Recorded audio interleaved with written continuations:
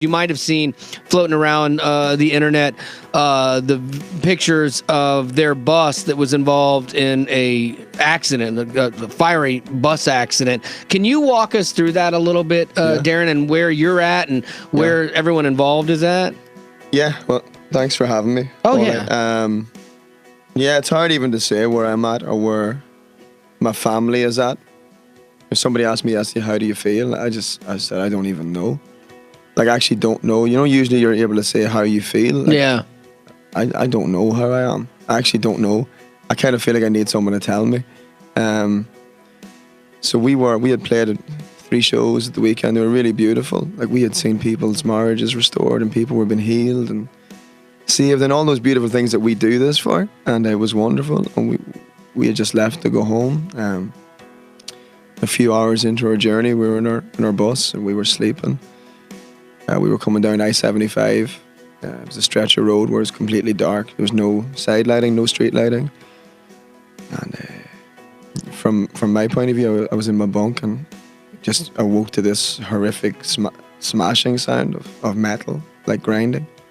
And our driver, Tom, who's a wonderful friend of ours, just started screaming, everybody out, everybody out.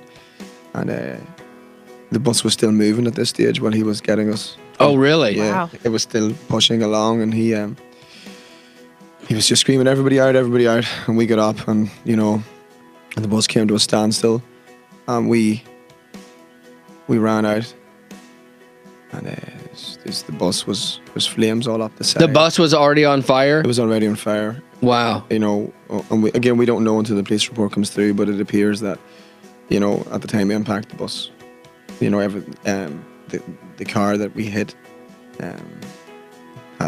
had some kind of explosion in the gas tank or something. Right, because the car was stationary in the lane, like it was Yeah, just sir. stopped, correct? Yeah, so that's not right at 3 a.m, and No. there's nothing you guys could have done. No, there's It's just there. the police had been called prior to us actually hitting the vehicle.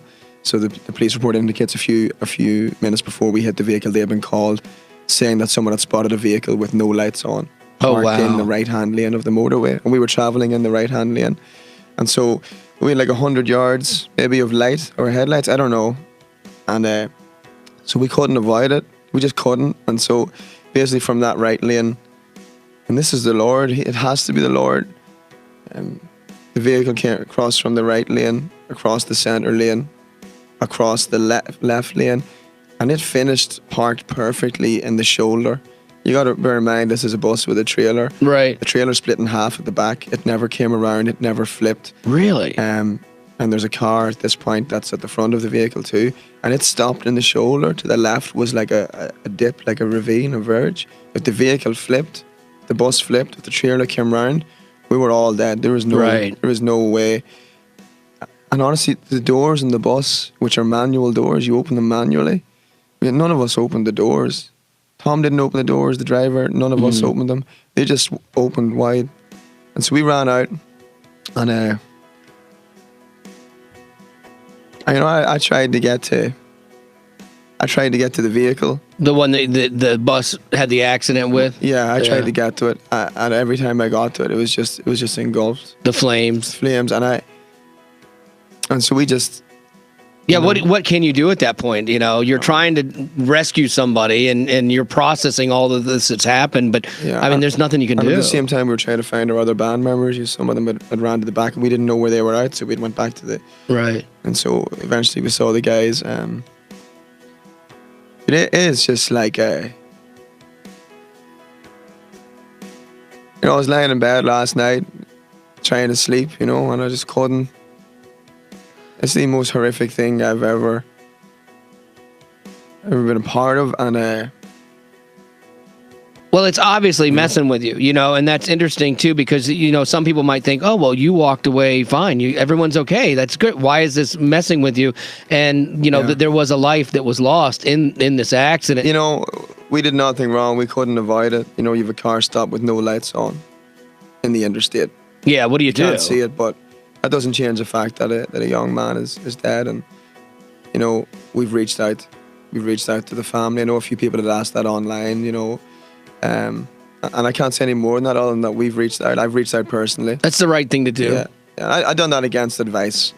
Really? Yeah. Yeah, because when there's an accident, insurance companies and lawyers and everybody says, okay, don't do anything that could, open us up to litigation. And so the fact that you thwarted that and just defied that and said, no, this is a human issue. Yeah. At the end of the day, it's a human issue.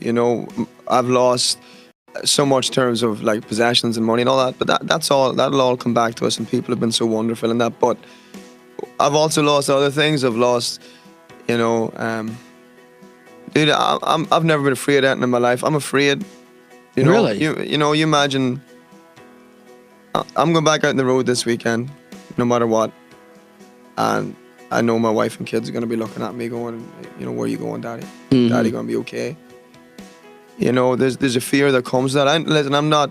I know in my head God is greater. Like you talk about the song, God is stronger. Right. God is all those things. But as a human, as a daddy, my bandmates, as sons, and as husbands, part of you is afraid. You're like, well, the enemy really wants to kill us.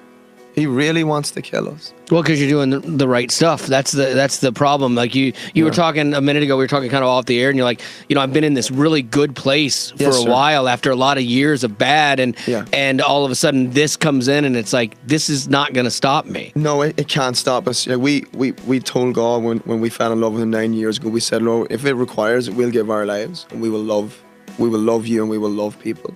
And so if we stop now, it dishonors everybody. It dishonors our families. It dishonors you, Wally. It dishonors the people we said we were going to love.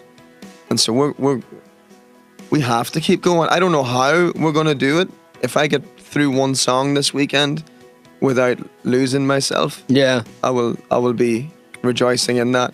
But I can tell you, losing yourself in this and having the emotion and the reality of it and the realness of it will be the thing that will make probably these next couple shows even more impactful. So what the enemy meant for evil, God can use for good, and all this, and so I'm into some new encouraging territory here for me, but like I could see where if you give into this and you let it be the story that God wants to write with you, it could be extremely powerful. That's awesome. Well, thank you.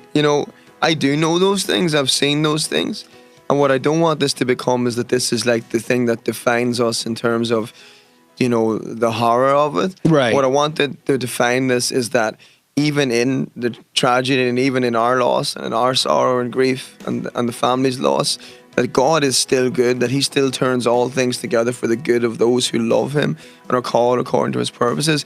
Man, I walked out of a flaming bus.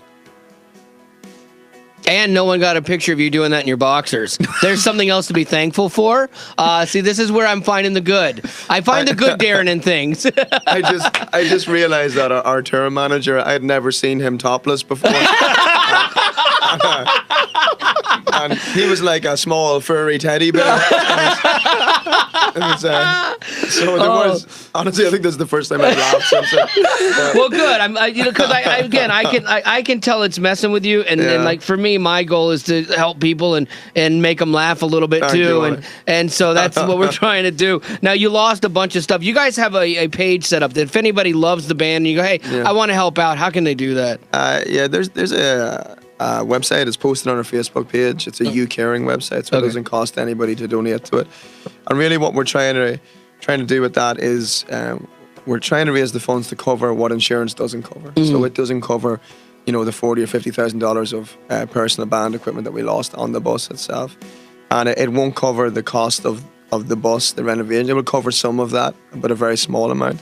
And if we're going to get back on the road and do what we're called to do, we're going to need everyone's help. And honestly, the help has been overwhelming. We've had thousands, maybe tens of thousands of messages from all across the world. Nice. And people supporting us and digging in. And what we don't want people to think is that there's been this horrific accident and all of a sudden we're just out grabbing money.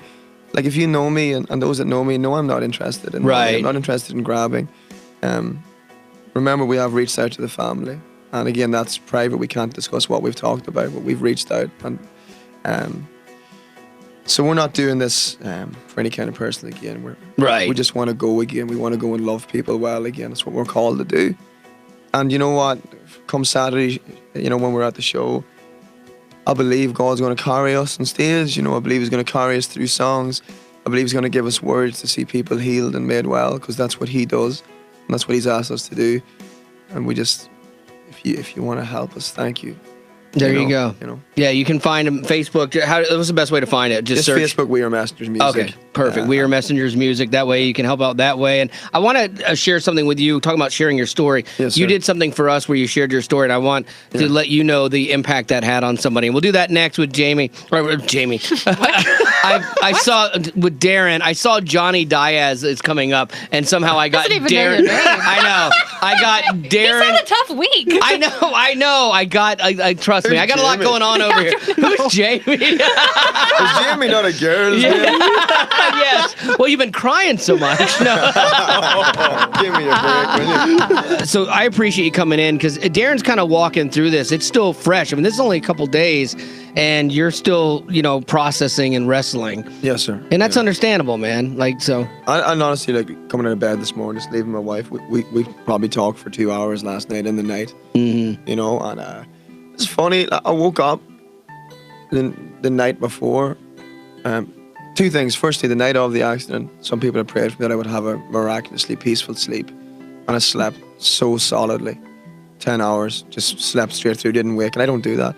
But the next night, I woke up and I heard this. I woke up and I heard my kids screaming. Mm-hmm. They're screaming, "Daddy!" And the house was silent. There was nobody. It was just. But I heard it as clear as I've ever heard my Really? kid's voice in my life. Really? They were screaming, my name. And I don't know, dude. I'm messed up. I'm messed up. But Yeah. I know that in this, that the Lord is speaking to me. And also I know the enemy is also at me too, trying to mess with me. Right. And I just want to stay focused on the Lord and His goodness and who He is, and on my family. Even it's amazing what your kids do. Like even in the middle of so much chaos yesterday, my little boy Caleb and my wee girl Emmanuel came in with their teddy bears, Mm-hmm. and he started telling me a story about this bunny rabbit, how high he could jump. And and I wasn't in the frame of reference for that at all. Right. But the more he talked to me, I just started giggling on the floor with him. And that's it. That's that distraction, too, Yeah. that you need to kind of remind you, too, of what is important and how Yeah. fortunate and blessed Yeah. you guys all were. Yeah, they for shouldn't sure. have a daddy this Right. week, but the Lord has been good to us, and so I'm glad to be alive. Yeah. I'm glad Yeah. to be alive. Well, I appreciate you coming in. And here's the thing, like we're doing this thing called the World's Biggest Small Group, and it's about forgiveness. And you had you kicked off our World's Biggest Small Group. We had you share your story Aye. about, going to your wife, years later, before you had become a believer, and, God telling you now you need to go confess things to her. Yeah. And I love what you had said. You're like, this is the first time I actually heard God talk to me, and He's telling me to go confess my sins to her. Like, are you serious? Am I stupid, Lord? But you went and did it, and you talked about infidelities and Yes, things sir. like that. And I wanted to share with you an email that we got to our World's Biggest Small Group as a result of that. It says, hey, wow, just wow. The stark honesty is amazing and moving. My marriage is on the brink of destruction at this moment. My husband has consciously made the choice not to no longer love me. We've had some major issues, including his adultery and my attempt at suicide. I struggled greatly with forgiveness and trust after his second affair, which greatly added to the problems we already had. In the past, I've grown closer and closer to God, and I have found forgiveness from my husband, not only for his affairs, but for his choice to leave me and destroy our family. It's incredibly freeing to forgive. I never thought I'd be able to forgive Come him. on. I know, but God put it on my heart to forgive him and stand for my marriage. The strange thing is I found it more easy to forgive my husband and the other woman, but I struggled with trying to forgive my friends and family who seemed to support his extramarital relationship. Yeah. So she felt betrayed by people who knew about it Yeah. in her life, and that messed with her even more than the actual sin, And so it took a long time to forgive, but now I have that peace, and I needed that today. Come on. Yeah, see, Come that's on, it, Wally. man. See, you share your story, on. and somebody needed to hear that day. And if it was just for that one person, Come on. it mattered, you know? And Yeah. so I truly believe that even in this badness that's surrounding you and your family and your band and this other family of this guy that was killed, all of this, there's so much bad. I truly believe if you embrace that, lean into it, and share that Come on. story, you're going to see God use this in some amazing ways. Thank you. So Dude, I needed that this morning, good. It's good. Good stuff. Don't make me cry. Don't make me cry. Stop it. Stop it. While you both are crying, group.allwally.com, Yes. you sign up with your email, you actually get Darren's Devo day one sent to you when you sign up. So you can watch that if you missed it. Thank you, Becca, for being the man in the room. Not the intention. Yes, just but- wanted to give you both a minute. What's That's wrong all. with two middle-aged men crying? Nothing. Yeah. There's nothing wrong with it. Not at all, and No. it's beautiful. And so Darren's going to hang out for another segment with us, and I think we might even play a song. So Yeah. music is so healing, I think, and I think sometimes music can be healing, like for you as well, and kind of just singing through something, and even having your music remind you of who God is. And so I want to have you play something live with us. So what are you going to play? Yeah, it's funny you say that. I had a few people message us yesterday saying, Darren, I've been thinking of the perfect song to send you, to help with your healing, and they keep sending me my songs. That's weird. But that should tell you something, and That's it's just funny, fantastic. it's like God, dude, when we wrote that album 2 years ago, it's like God wrote the soundtrack of our lives 2 years down the line. So I'm going to sing a bit of Magnify and a little bit of a John Mark McMillan song, Nice. King of My Heart. When I start writing lyrics like take it all away, I know there's the literal thing in that, but there's things I need them to take away in there, like being afraid, maybe losing some of the innocence of what we were about. I want to take that away and restore that. For sure. And I want to be able to sing God Be Greater and Stronger and Louder.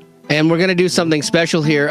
We have someone that is going to play with you and join you, accompany you, and he's very Yes. angry. He's very angry, Zach, right now, because I mentioned that Zach plays cajon. Which I don't. I've literally never played it for anybody. I know, ever but- anywhere. And I made a cajon, and like that, Zach is going to play it. So in a way, I'm kind of playing Oh, right you now. made this thing? I made that. Yeah. So if it sounds amazing. when it sounds horrible, it's all Wally's yeah, fault. exactly. Yes. Blame me. But Zach is, I'm like, kind of like you have a hostile witness Yeah. in a trial. Zach is a hostile performer right Heavily now. under protest. Yes, he does not want to do this, but we're making him, and it's going to be fabulous. So here we Darren's go. been through enough. Well, these people have to listen to my voice. It sounds like I've been screaming with dinosaurs. All right, so here we go. This is Darren from We Are Messengers with producer Zach accompanying him on drums or cajon.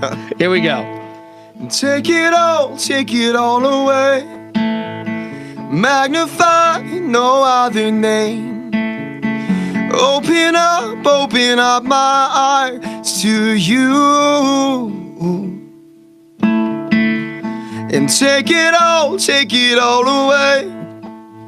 Magnify no other name. Open up my eyes to you.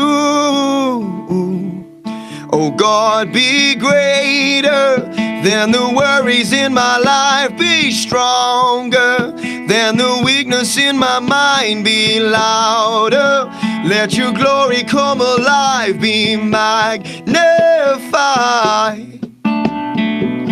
And take it all away. Magnify no other name. Open up my eyes to you. And I believe in all of this. But God is good.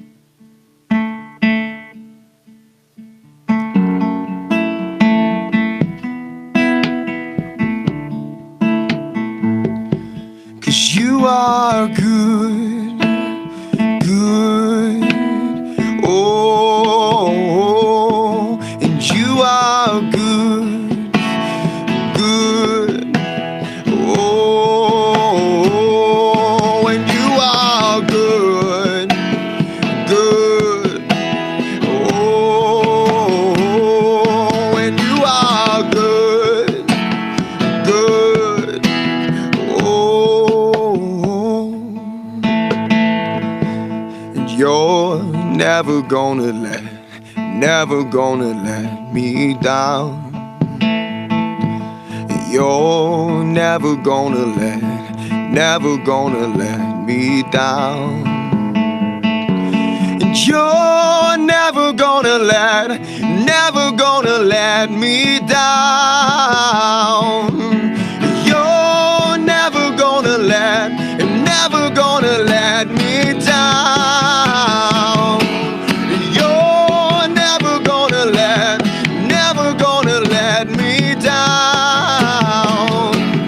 You're never gonna let me down.